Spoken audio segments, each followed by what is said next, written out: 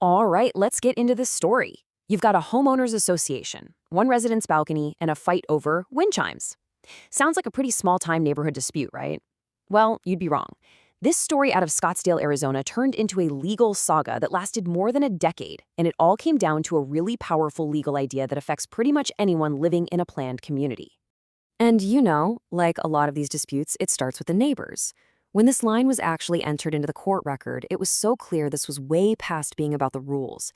It had gotten personal. So what was really going on with this balcony that had everyone so worked up? So, we're going to break down the official legal case here. It's the Center Court Condominiums Association versus a resident, Katrina Klissas. I mean, this is the classic HOA showdown that went from simple violation notices to a full-blown hearing in front of a judge. Now, if you've ever lived in a condo or a neighborhood with an HOA, this whole setup probably feels pretty familiar. You've got rules for the community, and there's a board that's supposed to enforce them. But what happens when that enforcement gets, well, a little messy? Okay, let's start with the association's side of the argument. After what they said were years of back and forth, they finally filed a formal petition. They brought two very specific allegations against Ms. Klissas. Let's dig into what they were. So here are the two big charges. First, there was this wooden board on the balcony railing. The HOA claimed it was an enclosure, and that was a big no-no according to the rules. And second, the wind chimes. The community rules were super specific. You could have one large one or four small ones. The association was basically saying, nope, she has way too many. To back this up, the association's president, a guy named Timothy Bartlett, he got up and testified that this was not a new problem. He said they first flagged these violations all the way back in 2001, and that they'd sent letter after letter since then. They also brought in her upstairs neighbor, John Flynn, who testified that the chime noise was a total nuisance. So on paper, it looks like a pretty open and shut case, right? Just simple rule breaking.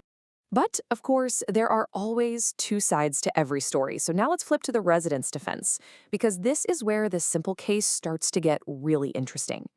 The defense brought in some crucial history about both the chimes and, maybe more importantly, about that wooden board. So check this out. The defense's answer to the wind chime complaint was just so simple. Ms. Klissas testified that yes, she had a bunch of things hanging on her balcony, but only 4 of them were actual noise-making wind chimes, which was totally allowed by the rules. What about the other things? Oh, those were just wind spinners. They're silent. It's a really simple distinction, but a totally critical one. And this timeline, wow, this is where the association's case really starts to fall apart. See, the board wasn't new. It was put up by the previous owner back in '98. The HOA knew about it way back in 2001. But then, get this, in 2004, the association's own maintenance crew painted the board to match the building. Think about that for a second. They painted the very thing they later called a violation.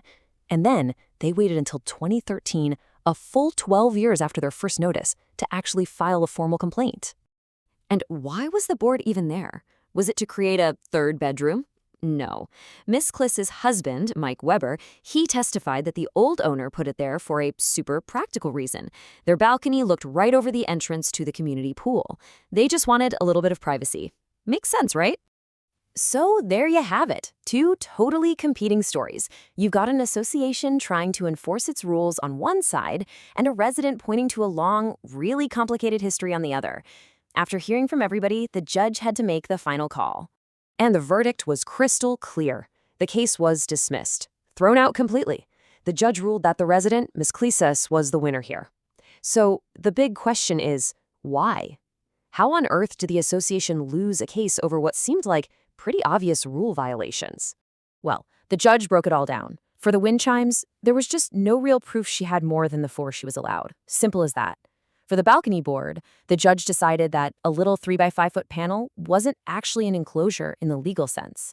But the real knockout punch, the thing that ended the whole fight, was that massive delay.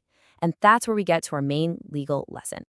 The whole case turned on this legal idea called latches. Now, put simply, latches just means you can't sit around on your rights forever. If you wait way too long to make a legal claim and that delay ends up hurting the other person, you might actually lose your right to make that claim at all. It's kind of like the law's version of saying, use it or lose it. So this was the central question the judge had to answer. By waiting from 2001 all the way to 2013 to take formal action, for a board that had been there since 1998, Had the association just waited too long? And the judge's answer was a huge yes.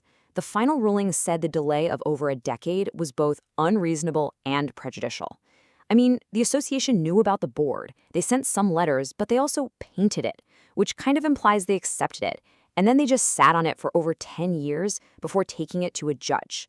Because of that delay, the case was blocked by laches. So let's zoom out for a second. What's the big picture here? This isn't just some quirky story about one balcony in Arizona. It actually offers some really powerful lessons for the millions of us who either live in or serve on the boards of these community associations.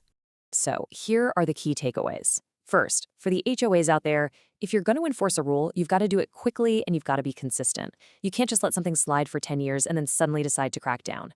Second, while you should document everything, remember your actions matter more. By painting that board, the association totally undermined its own argument that the board was a violation. They basically contradicted themselves. And that brings us to this final, really fascinating question. This case shows us that a rule isn't just about what's written down in a book.